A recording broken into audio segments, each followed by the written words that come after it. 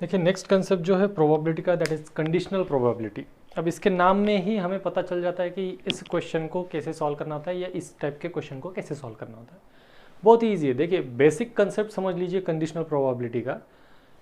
तो इससे पहले मतलब जो एडिशन थ्योरम हमने देखा था, जो बेसिक प्रोबेबिलिटी देखा था, तो बेसिक प्रोबेबिलिटी, एडिशन थ्योरम, इससे अलग ये क्वेश्चन या इसके ऊपर पूछे जाने वाले क्वेश्चन क्यों अलग है, क्यों, और इसको कैसे ये फॉर्मूला, यही फॉर्मूला अप्लाई करना पड़ता है, ये कंडीशनल प्रोबेबिलिटी का फॉर्मूला है। तो यही फॉर्मूला कब अप्लाई करना पड़ता है, जैसे एडिशनल थ्योरम में मैंने आपको बताया था, ये इवेंट नहीं तो वो इवेंट, मतलब और में दो इवेंट्स होते हैं। सिंपल प्रोबेबिलिटी में हमें सिर्फ इवेंट्स गिवन होते हैं, यहाँ एडिशनल थ्योरम में ए और बी ऐसे दो इवेंट्स होते थे। ठीक है, वैसे यहाँ पर क्या होता है कंडीशनल प्रोबेबिलिटी में, अगर दो इवेंट्स है सपोज हमारे पास A event and B event, conditional probability में हमें किसी एक इवेंट की प्रोबेबिलिटी गिवन मतलब निकालनी पड़ती, find out the probability of, suppose A and B events है तो फाइंड द कंडीशनल प्रोबेबिलिटी और find the probability of event A if event B has already occurred, मतलब इवेंट बी जो है वो पहले से हो चुका है, फिर उसके बाद हमें इवेंट ए की जो प्रोबेबिलिटी है वो निकालनी पड़ती है, या वाइस वर्सा। वाइस वर्सा मतलब क्या, find the probability of event B if event A has been occurred. A जो है उसकी प्रोबेबिलिटी निकालो जब बी ऑलरेडी हो चुका होगा, या तो बी की प्रोबेबिलिटी निकालो जब ए ऑलरेडी हो चुका होगा। तो यहाँ पर ऐसे स्टेटमेंट जो होते हैं उस केस में हम यहाँ पर कंडीशनल प्रोबेबिलिटी यूज़ करते हैं। जैसे कि फॉर एक एग्जांपल 52 कार्ड्स का एक पैक है, 52 कार्ड्स में से हमें एक कार्ड ड्रॉ करना है और क्वेश्चन ऐसा दिया गया है, फाइंड द प्रोबेबिलिटी दैट, या अ card is selected from a 52 cards, that card is a red card, find the probability that it is a face card. ठीक है, मतलब क्या है, क्वेश्चन में ऐसा दिया गया है कि 52 कार्ड्स में से रेड कार्ड जो है वो सिलेक्ट किया गया है, then find the probability that it is a face card. अब 52 में से रेड कार्ड कितने होते हैं, देखो 52 कार्ड्स है, उसमें से रेड कार्ड निकाला जा चुका है ऐसा हमें कहा गया है इस क्वेश्चन में, फिर वो फेस कार्ड होने की हमें यहाँ पर प्रोबेबिलिटी निकालनी होती है। ठीक है, समझ में आई ये बात कि ऐसा ही क्यों होता है वो। तो देखिए यहाँ पर एक कंडीशनल प्रोबेबिलिटी होती है, तो कंडीशनल प्रोबेबिलिटी का ये जो फॉर्मूला है, इस फॉर्मूले को प्रूव करना हम ट्राई करेंगे, इसको कैसे ये आता है। ठीक है, तो हम क्या करते हैं, दो इवेंट्स कंसिडर करेंगे, एक सैंपल स्पेस एस पर ए एंड बी, ऐसे दो इवेंट्स हमने कंसिडर किए। अब क्या होता है, ए और बी मतलब ए एंड बी, ये दो इवेंट्स है हमारे पास। तो यहाँ पर एक ऐसी टर्म होती है जिसमें ए इंटरसेक्शन बी ये भी होता है, मतलब अगर प्रोबेबिलिटी हम निकाले तो probability of A, probability of B and probability of A intersection B, ऐसे हमारे पास टर्म होते हैं, या इवेंट ए इवेंट बी और उनमें इंटरसेक्शन कुछ है क्या।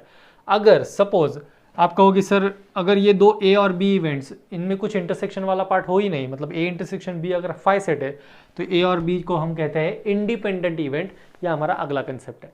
ठीक है, तब तक के लिए याद रखिए कि सपोज यहाँ पर एक ए इवेंट है जिसमें सपोज हम कंसिडर करेंगे कि उसके जो सैंपल पॉइंट्स है वो है पी, या पी ना करते हुए हम उसको क्या करते हैं, सपोज एक्स कंसिडर करता हूँ मैं, sample points in A R x, sample points in B are Y and sample points in A intersection B are Z, और टोटल सैंपल स्पेस जो है उसमें सैंपल पॉइंट्स है हमारे पास n। ठीक है, तो अब हम क्या करेंगे, यहाँ पर इसकी प्रोबेबिलिटी कंसिडर करेंगे। तो प्रोबेबिलिटी ऑफ A क्या बनेगी, देखिए हमारे पास प्रोबेबिलिटी ऑफ A बनेगा x divided by total number of points is n, so x by n।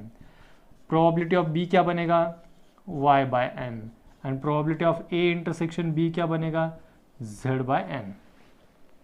ठीक है, अब ये हमने यहाँ पर आइडेंटिफाई कर लिया।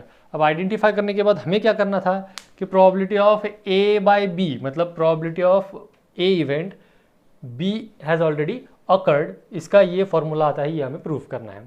ठीक है, तो देखिए सबसे पहले अब क्या मिलेगा हमें यहाँ पर, प्रोबेबिलिटी ऑफ ए, ये प्रोबेबिलिटी ऑफ बी और probability of A intersection B ये मिला है। अब इसको हम सॉल्व करेंगे। इसको कैसे सॉल्व करेंगे, जैसे देखिए मैंने आपको एक एग्जांपल दिया था कि 52 कार्ड्स में से एक रेड कार्ड निकाला गया है, रेड कार्ड्स होते हैं 26, अब उसमें से जो ड्रॉ किया जाएगा वो फेस कार्ड होगा, ये हमें फाइंड आउट करना है। तो फेस कार्ड्स कितने होते हैं हमारे पास, फेस कार्ड्स होते हैं एक जो सूट है, एक सूट में हमारे पास 3 फेस कार्ड्स होते हैं, और ऐसे ये रेड वाले 2 सूट्स होते हैं, मतलब 6 फेस कार्ड्स होंगे यहाँ पर, ठीक है। तो 6, ये जो ये 26 है, ये 26 हम क्या कहेंगे, देखिए अब 52 जो है, ये 52 इस इवेंट के लिए सैंपल स्पेस का काम करता है, और ये जो 26 है, ये 26 इस इवेंट के लिए सैंपल स्पेस का काम करेगा। तो ये 26 जो है ये इस 6 के लिए, मतलब ये जो है देखिए यहाँ पर क्या कहेंगे हम इसे, सपोज लेट अस कंसीडर ये इवेंट ए है और ये इवेंट बी है, तो ये जो ए इवेंट है ये बी इवेंट के लिए सैंपल स्पेस का काम करेगा। तो जब हम इसकी ये निकालेंगे, प्रोबेबिलिटी निकालेंगे, तो 6/26 हम इसको डायरेक्टली कर सकते हैं, ठीक है। आप चाहो तो कर सकते हो यहाँ पर ऐसा, ठीक है। तो इसमें एक शॉर्टकट मेथड सीईटी के लिए भी बताऊंगा, और जो पूरा इन डिटेल सॉल्व करने का होता है उसके लिए भी मैं आपको मेथड बताने वाला हूँ। तो इन शॉर्ट क्या है, जो सैंपल स्पेस एस है उसमें एक कंडीशन दी जाती है, वो कंडीशन मतलब क्या होती है कि एक इवेंट जो है वो ऑलरेडी ऑकर्ड, मतलब वो ऑलरेडी हो चुका होता है। तो वो जो इवेंट हो चुका है वो इवेंट इसके लिए, मतलब जो कंडीशन हमें आगे जिसकी प्रोबेबिलिटी फाइंड आउट करनी है उसके लिए सैंपल स्पेस का काम करता है। तो ये मेन यहाँ पर एक समझने वाली बात है कंडीशनल प्रोबेबिलिटी में। अब देखो ए इंटरसेक्शन बी में कितने एलिमेंट्स है, z, ठीक है। तो ए इंटरसेक्शन बी में z एलिमेंट्स है, और फिर जो इवेंट बी है उसमें कितने एलिमेंट्स है, y। अब देखिए इस यहाँ पर ये जो प्रोबेबिलिटीज़ हमने निकाल के रखे हैं, ये प्रोबेबिलिटीज़ हमें इसमें लाने हैं। ये जो टर्म्स है, ये टर्म्स हमें यहाँ पर लाने हैं, तो क्या करना पड़ेगा, z/n लाना है आपको। तो आप क्या करोगे, ये z को n से डिवाइड करोगे, y/n लाना है तो आप क्या करोगे, ये y को n से डिवाइड करोगे, ठीक है। तो इसमें क्या हो गया, ये यहाँ पर ये intersection B, A intersection B, इसके सैंपल पॉइंट्स थे z, और प्रोबेबिलिटी ऑफ बी मतलब जो बी इवेंट है उसके सैंपल पॉइंट्स थे y। तो y/n और z/n के लिए हमने क्या किया, टोटल इक्वेशन को n से डिवाइड कर दिया, फिर जाके ये मिला हमें z/n मतलब होता है probability of A intersection B, फिर y/n मतलब है प्रोबेबिलिटी ऑफ बी, ठीक है।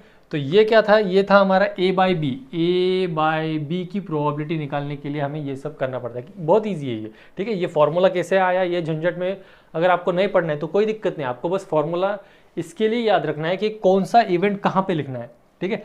अगर a की प्रोबेबिलिटी निकालनी है, b ऑलरेडी ऑकर्ड है तो उसको a बाई बी लिखेंगे, और अगर b की प्रोबेबिलिटी निकालनी है और a ऑलरेडी ऑकर्ड है तो उसको b बाई a लिखेंगे, ठीक है। यहाँ पर दोनों का देखिए, दोनों में कैसा होता है, दोनों में अगर इवेंट ए की प्रोबेबिलिटी फाइंड आउट करनी है, find probability of A if B is already occurred, B जो है वो ऑलरेडी हो चुका है, अगर वो ऑलरेडी हो चुका है तो अगर इसकी प्रोबेबिलिटी ऑफ ए निकालनी है तो a by B, probability of a by B लिखना पड़ेगा हमें। और सपोज वही अगर है, find the probability of B if event A has been already occurred, अगर ऐसा दिया गया हो कि अगर इवेंट ए जो है वो ऑलरेडी हो चुका है तो प्रोबेबिलिटी ऑफ बी बाई ए लिखेंगे हम, ठीक है। तो उसके रिस्पेक्टिव फॉर्मूले में भी वही चेंज हो जाएगा। Probability of A by B जो है ये फॉर्मूला होता है probability of A intersection B divided by probability of B, और probability of B by A जो है वो बनता है probability of A intersection B divided by probability of A. Means what, देखिए हम जब किसी भी चीज़ की प्रोबेबिलिटी निकालते हैं, किसी भी एक इवेंट की, कोई भी एक इवेंट है, ऐसा इवेंट सपोज जिसमें जो सैंपल पॉइंट्स है वो सैंपल पॉइंट सपोज ए है, कितने सैंपल पॉइंट्स है हमारे पास, लेट अस से ए, और टोटल नंबर ऑफ जो सैंपल स्पेस में जो सैंपल पॉइंट्स है वो है n, ठीक है। ए इवेंट में जो है वो सैंपल पॉइंट्स ए है और सैंपल स्पेस में जो सैंपल पॉइंट्स है वो n है। तो हम क्या करते थे, a डिवाइडेड बाय n, ये इसकी प्रोबेबिलिटी बनती थी। अब इसी लॉजिक को इसके साथ अगर हम थोड़ा सा कंपेयर करें तो क्या बनता है कि अगर probability of B A by B हो या बी बाई ए हो, ये अगर हमें निकालनी है तो ये क्या हो जाता है, probability of A intersection B, सबसे पहले तो probability of A intersection B दोनों में सेम है, और डिवाइडेड बाय जो है मतलब जो कंडीशन ऑलरेडी ऑकर्ड हो चुकी है, जो कंडीशन ऑलरेडी हो चुकी है उसको हम उसके लिए सैंपल स्पेस का काम करेगा वो, ठीक है। मतलब जो मैंने आपको बताया था कि 52 कार्ड्स में से हमें निकालना है रेड कार्ड और find the probability that it is the face card, तो फेस कार्ड 6 बनेंगे। मतलब इसका आंसर क्या होगा कि हमें यहाँ पर ये 52 के बारे में कुछ सोचने की ज़रूरत है कि यहाँ पर नहीं, हमें सिर्फ ये 26 और ये 6 इन दोनों के बारे में ही सोचने की ज़रूरत है, ठीक है। तो यहाँ पर ये फॉर्मूला हमें मिलता है for conditional probability that probability of A by B, मतलब probability find the probability of A if B has already occurred is probability of A intersection B divided by probability of B, and probability of B by A मतलब find the probability of B if A has been occurred, A जो है वो event already हो चुका है, तो उसका formula बनता है probability of A intersection B divided by probability of A, ठीक। सो इसमें देखिए ये फॉर्मूला जो है प्रोबेबिलिटी कंडीशनल प्रोबेबिलिटी के, इसमें एक चीज़ जो इंपॉर्टेंट है वो बतानी रह गई थी, वो कौन सी कि यहाँ पर जो डिनोमिनेटर में है, डिनोमिनेटर में प्रोबेबिलिटी ऑफ बी हो या प्रोबेबिलिटी ऑफ ए हो, जो भी इवेंट की प्रोबेबिलिटी डिनोमिनेटर में होती है उसको हमें नॉट इक्वल टू 0 कंसिडर करना पड़ता है। अगर सपोज यहाँ पर इसका देखें तो probability of B not equal to 0 और इसका अगर देखें तो probability of A must not be equal to 0। क्यों? क्योंकि डिनोमिनेटर में अगर कोई भी टर्म 0 आती है तो वो क्या बनता है हमारा, वो बनता है नॉट डिफाइंड, ठीक है। तो ये दो फॉर्मूले आपको याद रखने हैं कंडीशनल प्रोबेबिलिटी के। अब ये दो फॉर्मूले अगर आपको याद रहेंगे तो यहाँ पर इसके बाद हमारा है मल्टीप्लिकेशन थ्योरम, ये जो पहले इससे पहले हमने देखा था एडिशन थ्योरम, आप देख रहे हैं हम कंडीशनल प्रोबेबिलिटी। कंडीशनल प्रोबेबिलिटी से हमें ये दो रिजल्ट्स मिले, ठीक है। तो ये दो रिजल्ट्स जब मिलते हैं हमें, तो यहाँ पर एक चीज़ क्या याद रखनी है कि इंटरसेक्शन यहाँ पर निकालना बहुत ज़रूरी होता है। Probability of A, probability of B और इंटरसेक्शन, ये तीन कंटेंट के ऊपर हमारे कंडीशनल प्रोबेबिलिटी का जो फॉर्मूला है वो बेस्ड है, ठीक है। ये चीज़ अगर आपको समझ में आ गई है तो अब हम पढ़ेंगे अगला कंसेप्ट जिसका नाम है मल्टीप्लिकेशन थ्योरम।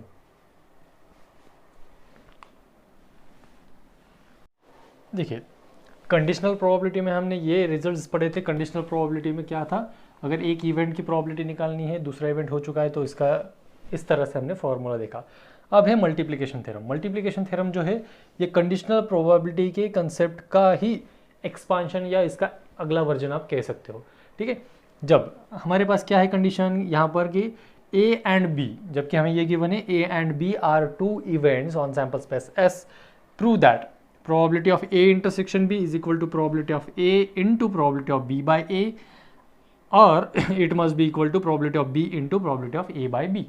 तो देखिए डेफिनेशन से हमें क्या पता है कि अगर ये probability of A by B अगर होता है तो यहाँ पर मिलेगा हमें N of A intersection B divided by N of B, ठीक है। Probability of A intersection B अगर हमें निकालना है तो हम क्या कहते थे यहाँ पर बाय डेफिनेशन कि यहाँ पर ये number of A intersection B, number of elements in A intersection B divided by number of elements in event B, क्योंकि इवेंट बी जो है ये यहाँ पर सैंपल स्पेस का काम करता है इस पर्टिकुलर एग्जामिनेशन में या इस पर्टिकुलर एग्जाम्पल में।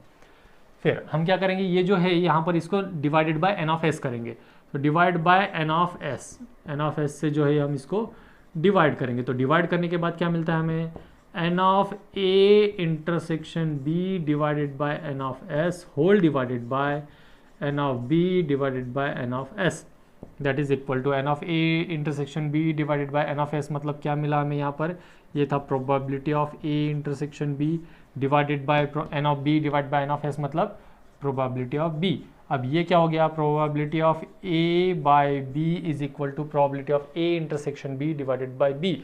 जबकि हमें प्रूव क्या करना है, हमें सब कुछ प्रूव करना है probability of A intersection B is equal to, तो ये जो प्रोबेबिलिटी ऑफ बी है इसको हम दूसरी साइड में ट्रांसफर करेंगे तो यहाँ पर हमें क्या रिजल्ट मिलता है, probability of A intersection B is equal to probability of B into, ये दोनों टर्म मल्टीप्लिकेशन में आ जाएंगे ना। अभी ये जो डिनोमिनेटर वाला प्रोबेबिलिटी ऑफ बी है ये एलएचएस में आ गया तो ये मल्टीप्लिकेशन में आ जाएगा, into probability of A by B. तो ये हो गया एक रिजल्ट। अब सेम इसी को अगर सपोज हमें फाइंड आउट करना है प्रोबेबिलिटी ऑफ बी बाय ए, ठीक है। तो प्रोबेबिलिटी ऑफ बी बाय ए अगर हमें फाइंड आउट करना है तो बाय डेफिनेशन इसका भी क्या बनेगा, N of A intersection B divided by N of A, ठीक है। सिमिलरली ये दोनों जो RHS वाले टर्म्स हैं उनको हम क्या करेंगे, उनको हम एन ऑफ एस से डिवाइड करेंगे। तो एन ऑफ एस से डिवाइड करने के बाद ये मिला हमें N of A intersection B divided by N of S whole divided by N of A divided by N of S. तो N of A intersection B मतलब N of A intersection B divide by N of S मतलब probability of A intersection B divided by ये मिला probability of A is equal to हमारे पास मिला है ये किसका result, probability of B by A. अब हमें यहाँ से भी वैल्यू निकालनी है probability of A intersection B की, ये मिला हमें probability of A into probability of B by A. देखिए दो रिजल्ट्स मिले हमें, probability of A intersection B is equal to मिला probability of B into probability of A by B and probability of A intersection B is equal to probability of A into probability of B by A. ये दो results हमें यहाँ से मिलते हैं, ठीक है।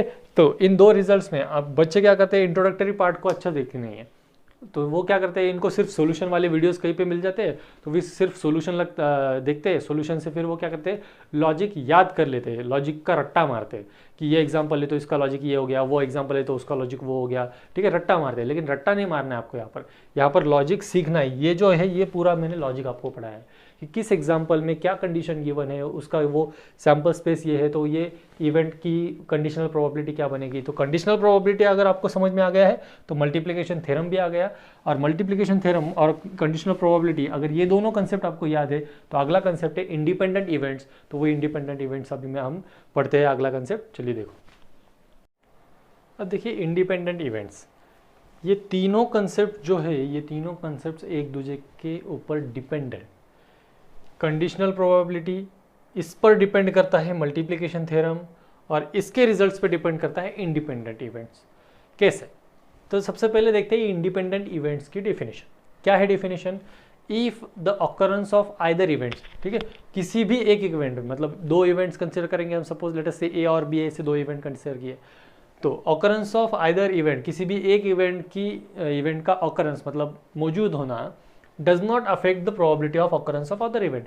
किसी एक इवेंट का ऑकरेंस अगर किसी दूसरे इवेंट के प्रोबेबिलिटी के ऑकरेंस की प्रोबेबिलिटी का कुछ अगर बाल बाका नहीं करता है, कुछ अगर चेंजेस उसमें नहीं करता है या उसको कुछ अफेक्ट नहीं करता है, तो then these events are said to be independent events. मतलब ऐसा कंसिडर कीजिए कि ये एक इवेंट है ए और ये एक इवेंट है बी, तो इसका ऑकरेंस, ठीक है, ए का प्रोबेबिलिटी बी के ऑकरेंस की वजह से अफेक्ट नहीं होगा, या बी का प्रोबेबिलिटी ए की ऑकरेंस की वजह से अफेक्ट नहीं होगा। एक अगर ऑब्जेक्ट आप उसमें से फाइंड आउट करते हो और दूसरा ऑब्जेक्ट अगर फाइंड आउट करते हो, तो एक ऑब्जेक्ट की प्रोबेबिलिटी फाइंड आउट करना या दूसरे ऑब्जेक्ट की प्रोबेबिलिटी फाइंड आउट करना, इसमें ये एक दूसरे को कुछ अफेक्ट नहीं करते, एक दूसरे को कोई प्रॉब्लम नहीं क्रिएट करते हैं, उस केस में ये बनता है इंडिपेंडेंट इवेंट। या इसमें डायरेक्टली आप ये कह सकते हो कि अगर ये दो इवेंट्स जो है इसमें इंटरसेक्शन वाला कोई भी पार्ट ना हो, when two events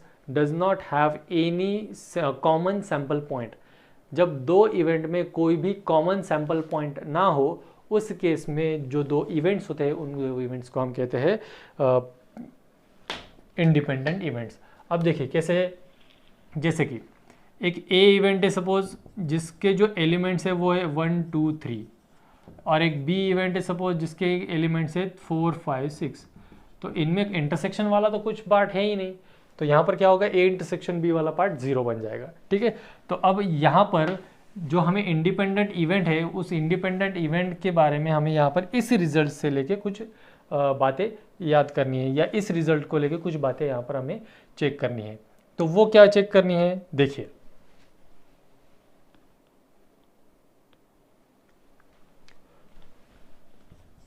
probability of A by B is equal to probability of A, और probability of B by A is equal to probability of B.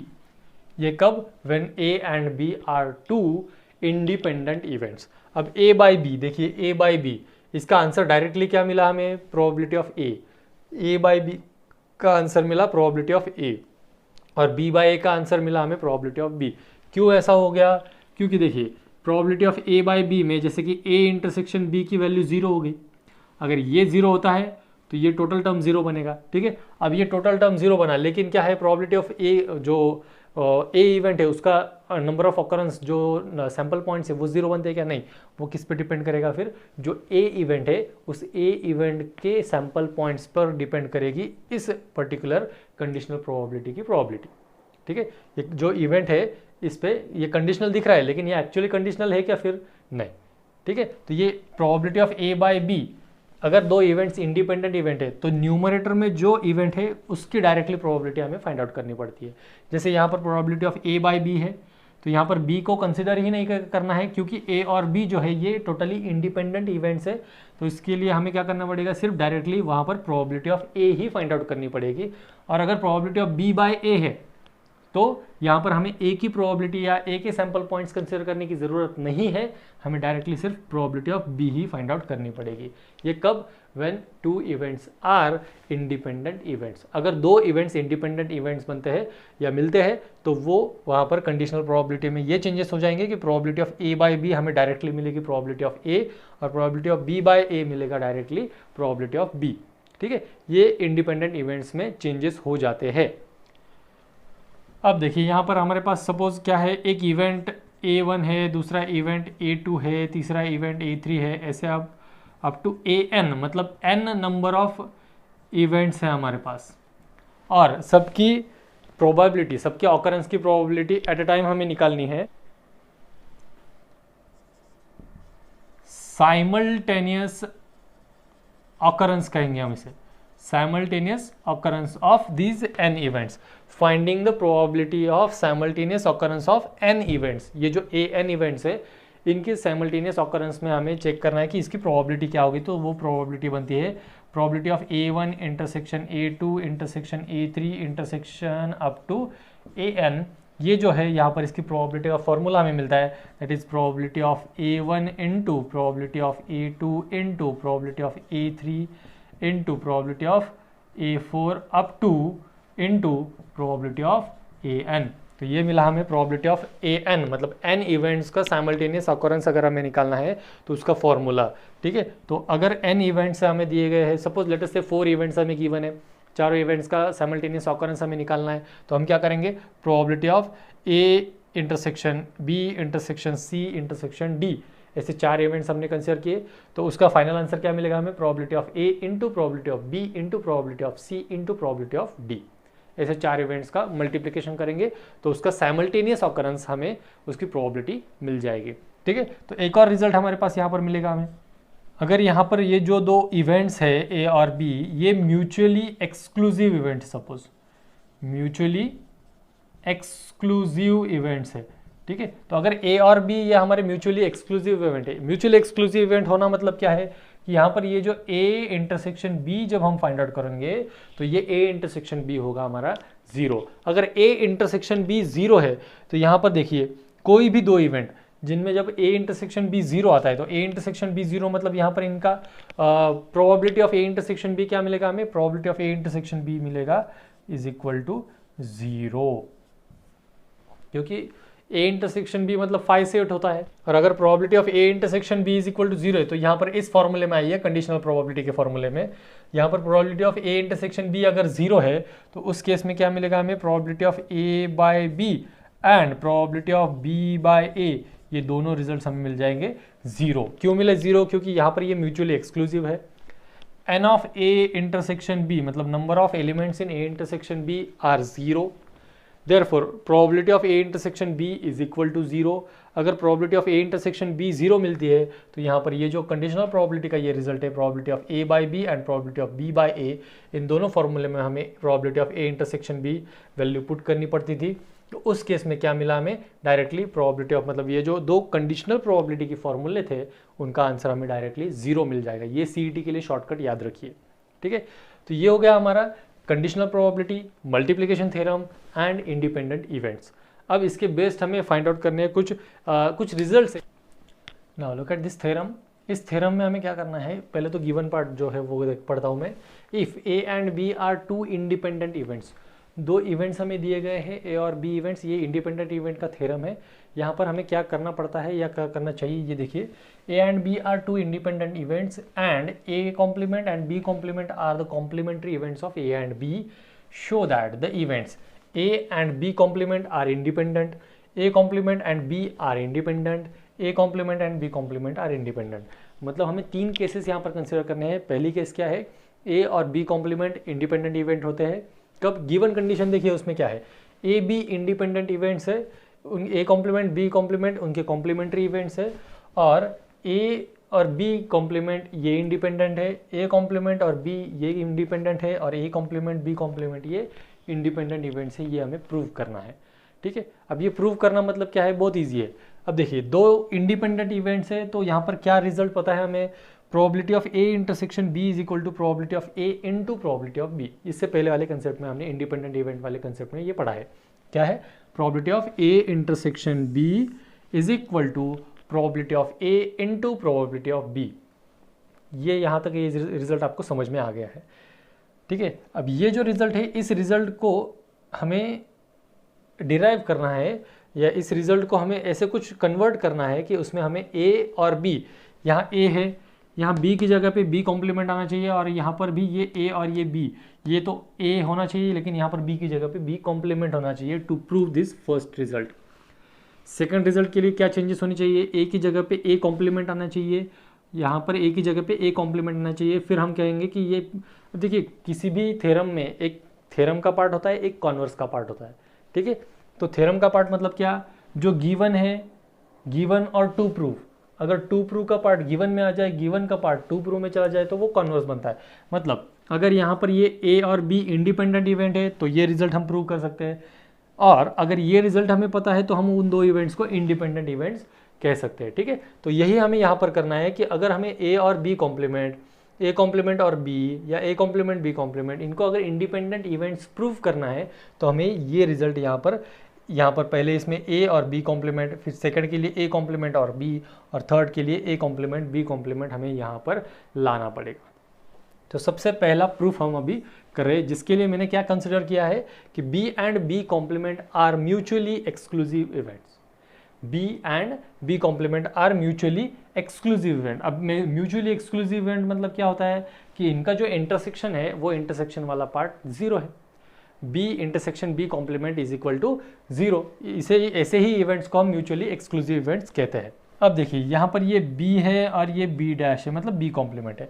तो मैं क्या करता हूँ यहाँ पर, अभी हमें क्या चाहिए, यहाँ पर ए इंटरसेक्शन बी कॉम्प्लीमेंट चाहिए। ठीक है, यहाँ पर ए और बी कॉम्प्लीमेंट है ना, तो यहाँ पर हमें क्या लेना पड़ेगा, ये इस टर्म को क्या लेना पड़ेगा हमें, ए इंटरसेक्शन बी कॉम्प्लीमेंट। तो ये पहले तो मैं इन दोनों टर्म्स को ए इंटरसेक्शन के साथ लिख लेता हूँ।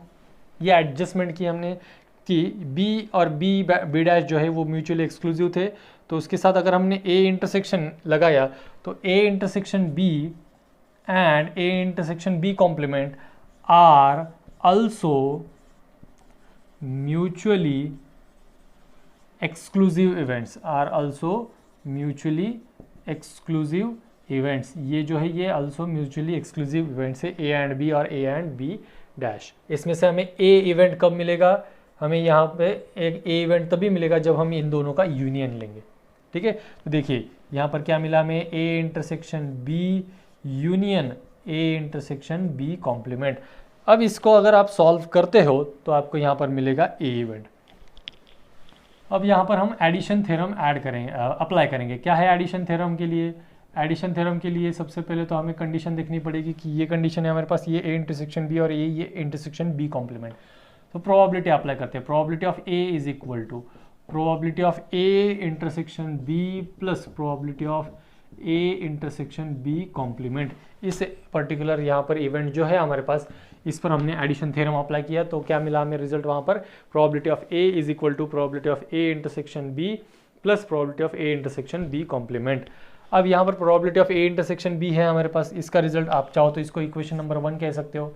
फ्रॉम इक्वेशन 1 क्या लिखेंगे हम यहाँ पर, अभी probability of A intersection B is equal to probability of A into probability of B. Why, because these two are independent events, plus ये probability of A intersection B complement as it is, ये probability of A is equal to.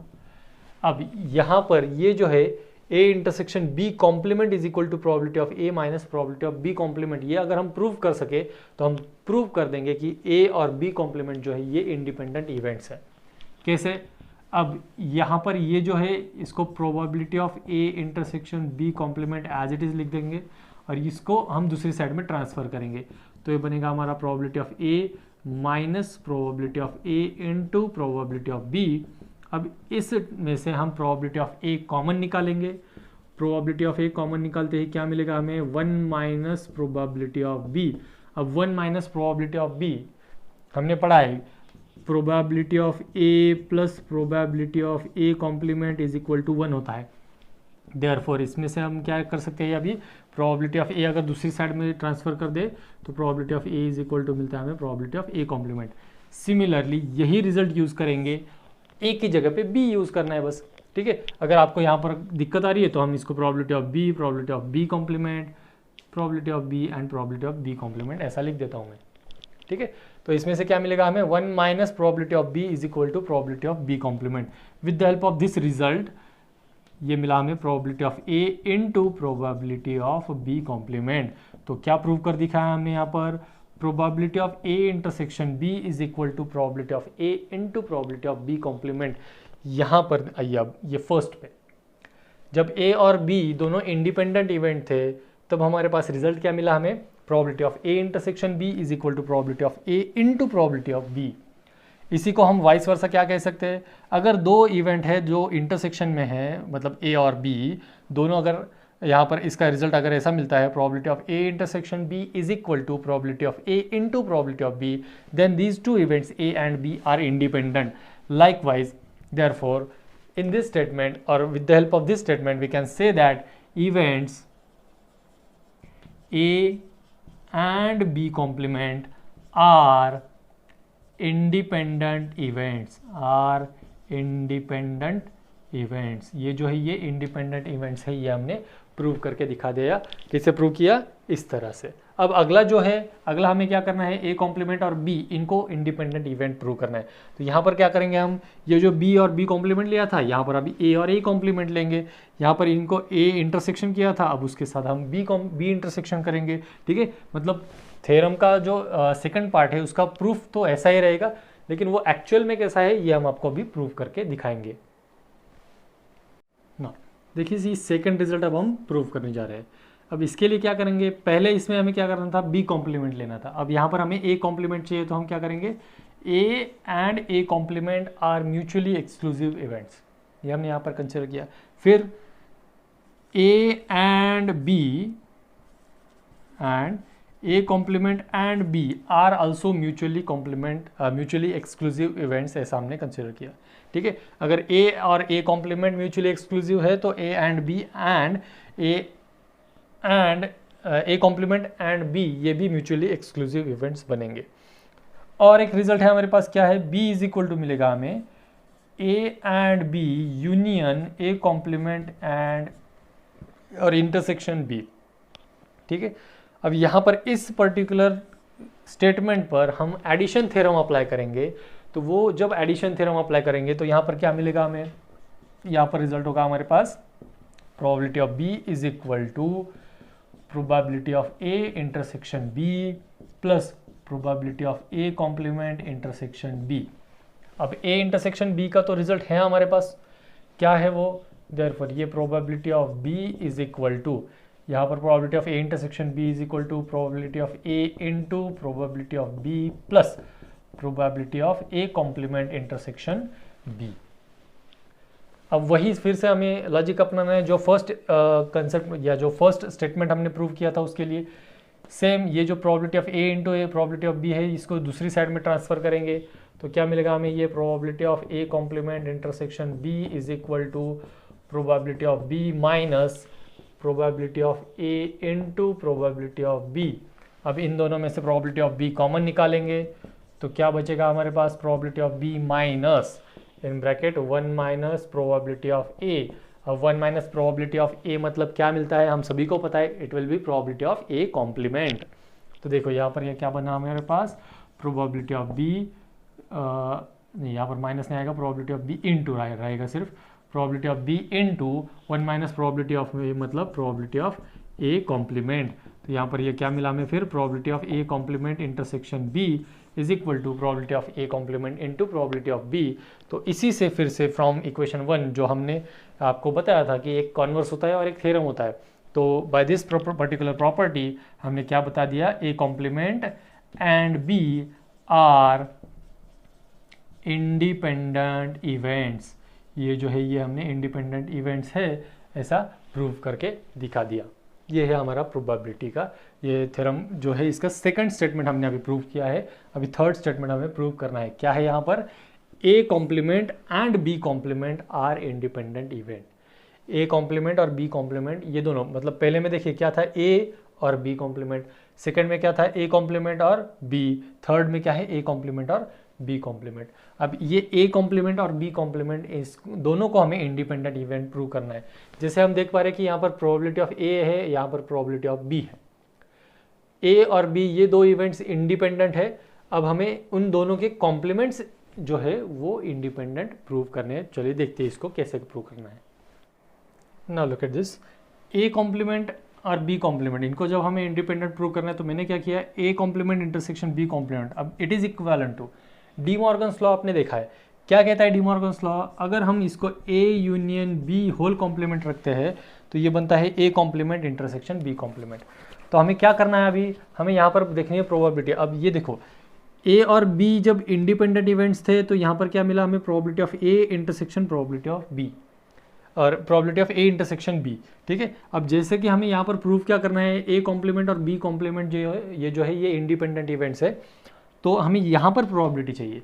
तो applying probabilities on both sides, तो probability of A complement intersection B complement it is nothing but equal to probability of A union B complement. ठीक है, दोनों side में probability apply कर दिए। ये कहाँ से मिला हमें, ये डी मॉर्गन्स लॉ है हमारे पास, डी मॉर्गन्स लॉ। ठीक है, तो डी मॉर्गन्स लॉ की वजह से ये रिजल्ट है हमारे पास। अब इस रिजल्ट को दोनों साइड में हमने प्रोबेबिलिटी अप्लाई कर दी। तो प्रोबेबिलिटी अप्लाई करने के बाद क्या मिला, probability of A union B complement. अब probability of A union B complement मतलब क्या मिला हमें, probability of A union B, 1 minus probability of A union B मतलब probability of A union B complement होता है। ठीक है, तो ये मिला हमें 1 minus probability of A union B.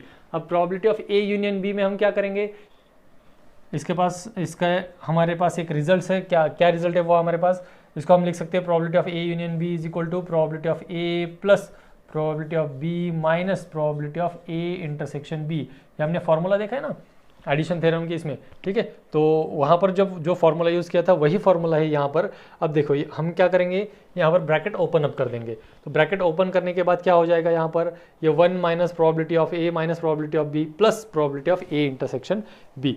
अब जब हम यहाँ पर इसको इस तरह से कुछ लिखते हैं तो यहाँ पर एडिशन थ्योरम की ज़रूरत नहीं है, ये रिजल्ट ही काफ़ी है यहाँ पर। अब देखो यहाँ पर ये क्या हो गया, ये 1 minus probability of A minus probability of B plus ये माइनस साइन के मल्टीप्लाई करने के बाद ये हो गया plus probability of A intersection B. अब probability of A intersection B का ये रिजल्ट है हमारे पास, तो मिला ये हमें probability 1 minus probability of A minus probability of B plus A intersection B का जो रिजल्ट है वो रिजल्ट में यहाँ पर लिख रहा हूँ probability of A into probability of B. अब देखिए इसमें से प्रोबेबिलिटी ऑफ बी कॉमन निकलता है और ये जो है 1 माइनस प्रोबेबिलिटी ऑफ ए, इसको हम लिख सकते हैं प्रोबेबिलिटी ऑफ ए कॉम्प्लीमेंट। लिख दिया मैंने, ये मिला हमें प्रोबेबिलिटी ऑफ ए कॉम्प्लीमेंट, इसमें से माइनस प्रोबेबिलिटी ऑफ बी मैंने कॉमन निकाला, क्या बचता है यहाँ पर, फिर ये बचता है 1 minus probability of A, that is ये probability of A complement minus probability of B, और ये जो यहाँ पर 1 minus probability of P probability of A है, इसको हम लिख सकते हैं probability of A complement again. अब ये दो टर्म्स देखो, इन दो टर्म्स में से probability of A complement common निकलता है, निकाल लिया मैंने, प्रोबेबिलिटी ऑफ ए कॉम्प्लीमेंट निकाला कॉमन, क्या बचा ब्रैकेट में, यहाँ पर कुछ नहीं मतलब 1 माइनस यहाँ पर प्रोबेबिलिटी ऑफ बी, तो 1 minus probability of B is nothing but probability of B complement. तो रिजल्ट किसका आया है, this is nothing but the result of probability of A complement intersection B complement is equal to probability of A complement into probability of B complement. Compare this result with 1, probability of A intersection B is equal to probability of A into probability of B, कब, जब ए और B ये independent events थे। अब यहाँ पर क्या मिला हमें रिजल्ट क्या मिले हमें यहाँ पर, probability of A complement intersection B complement is equal to probability of A complement into probability of B complement. तो इससे हम ये कह सकते हैं अभी A complement and B complement are independent events, therefore A complement and B complement are independent events, hence proved. फिर हमने ये इंडिपेंडेंट इवेंट्स वाला जो थ्योरम है, ये थ्योरम हमने अभी यहाँ पर तीनों केसेस यहाँ पर प्रूव करके दिखा दिए। अगर एक दो इवेंट है हमारे पास ए बी और उसके कॉम्प्लीमेंट से ए कॉम्प्लीमेंट बी कॉम्प्लीमेंट, तो ए बी अगर इंडिपेंडेंट है तो हम ए कॉम्प्लीमेंट बी कॉम्प्लीमेंट को भी इंडिपेंडेंट कह सकते हैं, ए और बी कॉम्प्लीमेंट को भी हम इंडिपेंडेंट कह सकते हैं, बी और ए कॉम्प्लीमेंट को भी हम इंडिपेंडेंट इवेंट कह सकते हैं। अल्टीमेटली क्या है कि ए बी इंडिपेंडेंट है, उनके कॉम्प्लीमेंट भी इंडिपेंडेंट है। अगर ए इवेंट है तो उसके साथ बी का कॉम्प्लीमेंट इंडिपेंडेंट है, और अगर बी इवेंट है तो उसके साथ ए का कॉम्प्लीमेंट भी इंडिपेंडेंट है। तो यहाँ पर ये रिजल्ट आपको याद रखने हैं। यहाँ पर हमने एक्चुअल क्या किया है ये आपको याद रखना है हमारी प्रैक्टिस सेट, हमारी एक्सरसाइज सॉल्व करने के लिए। एक्सरसाइज के एग्जाम्पल तभी सॉल्व होंगे जब ये आप अच्छे से याद करोगे, इसको अच्छे से समझोगे। ठीक है, तो आपको ये अच्छे से समझ के लेना है और फिर जाके हम इसके एग्जाम्पल्स सॉल्व करेंगे। ओके।